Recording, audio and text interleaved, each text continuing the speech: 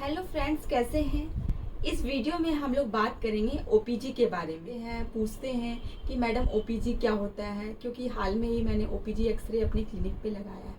तो किस किस कंडीशन में ओपीजी हम लोगों को कराना चाहिए, इसका क्या खर्च होता है। और बहुत सारे पेशेंट्स गरीब होते हैं तो वो लोग को मैं ओपीजी सजेस्ट करती हूँ, तो वो लोग बोलते हैं मैम छोटा एक्सरे में जब हम लोग का हो जाएगा तो ओपीजी क्यों कराएंगे। तो बहुत सारे कंडीशंस होते हैं जिसमें ओपीजी कराना मस्ट इम्पॉर्टेंट होता है। तो आज के इस वीडियो में आप लोग देखिए और इस वीडियो के थ्रू आप लोगों को जानकारी मिलेगी कि हम लोग ओपीजी क्यों कराते हैं और उनका एक्सपेंस क्या होता है। बड़ा एक्सरे अगर आपको कराने के लिए कहा गया है तो डेंटिस्ट्री में क्या होता है, सिंपली इसको समझेंगे। ये कब आपको यूज़ होता है, इस वीडियो में आपको सारी जानकारी मिलेगी। तो चलिए इस वीडियो को शुरू करते हैं। तो हम लोग बात कर रहे हैं इस ओपीजी एक्सरे की। सिंपल टर्म में इसको हम लोग बड़ा एक्सरे कहते हैं। जब डॉक्टर के क्लिनिक में आप विजिट कर रहे होंगे तो डॉक्टर ने कहा हो कि आपको बड़ा एक्सरे कराना होगा, तो ये बड़ा एक्सरे यही ओपीजी है। इस ओपीजी एक्सरे का फुल फॉर्म होता है ऑर्थोपेंटोमोग्राम। अलग अलग टाइप के एक्सरे होते हैं डेंटिस्ट्री में।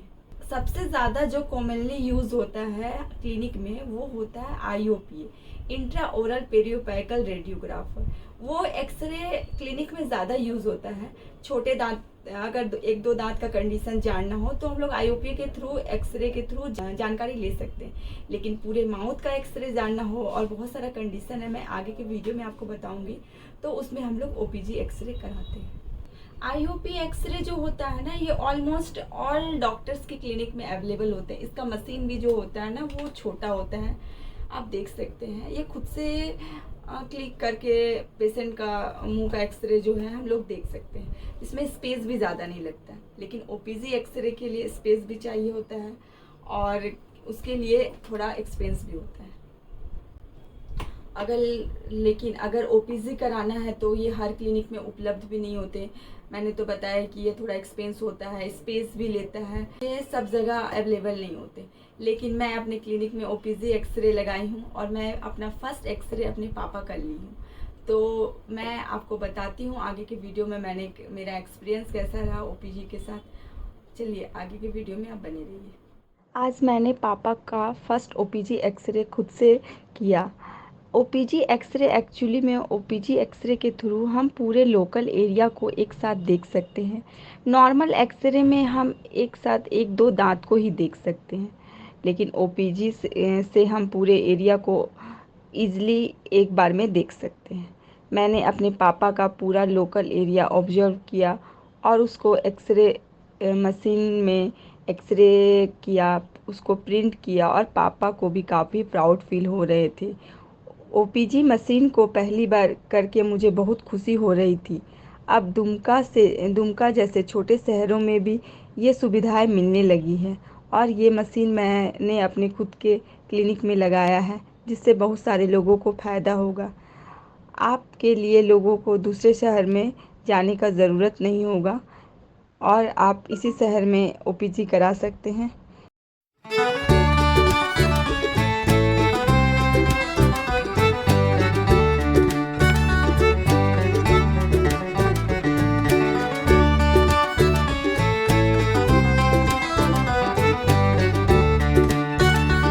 इसमें 2D इमेज मिलती है, इससे पूरे स्ट्रक्चर आ जाते हैं, मतलब अपर का और लोअर का पूरे दांत का कंडीशन, जॉ सहित एक बार में हम लोग ओपीजी के थ्रू देख सकते हैं।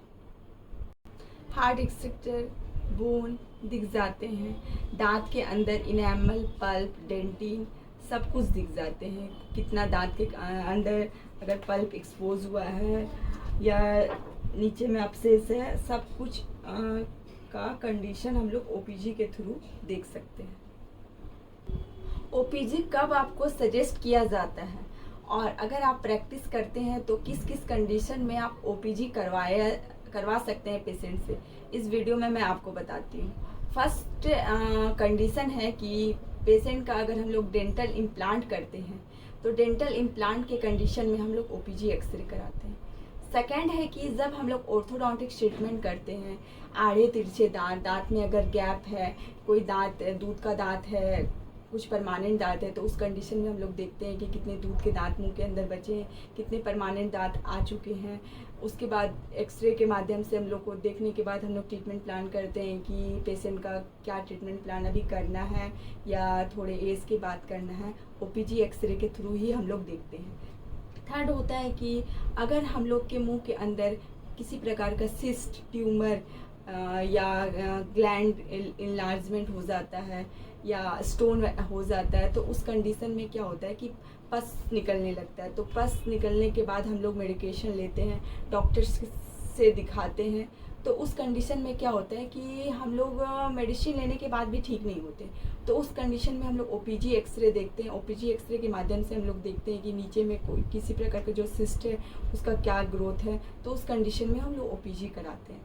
फोर्थ होता है कि अगर दांत से बहुत ज़्यादा ब्लीडिंग आ रहा है, बोन लॉस है और मेडिसिन से भी ठीक नहीं हो रहा है, तो उस कंडीशन में सारे दांत का बोन का कंडीशन देखने के लिए भी हम लोग ओपीजी एक्सरे कराते हैं। नेक्स्ट हम लोग एक्सीडेंटल केस में भी ओपीजी एक्सरे कराते हैं। ओपीजी एक्सरे के माध्यम से हम लोग फ्रैक्चर के लाइन को भी देख सकते हैं। अपर का, लोअर का जबड़ा अगर ब्रेक हो गया है तो एक्सरे के माध्यम से हम लोग अच्छे से देख सकते हैं।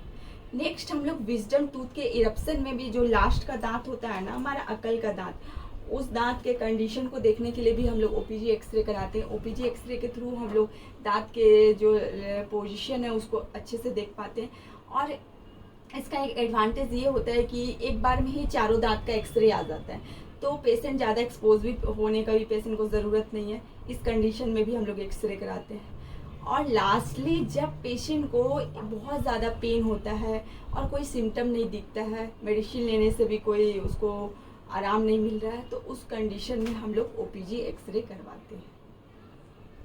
सिंपली यही सब। और प्राइस की बात करें तो ये लगभग 500 से 800 के बीच लगभग एक ओपीजी एक्सरे का पड़ता है। अलग अलग जगह में थोड़ा प्राइस अप एंड डाउन हो सकता है, लेकिन इतना ही प्राइस होता है एक ओपीजी एक्सरे का।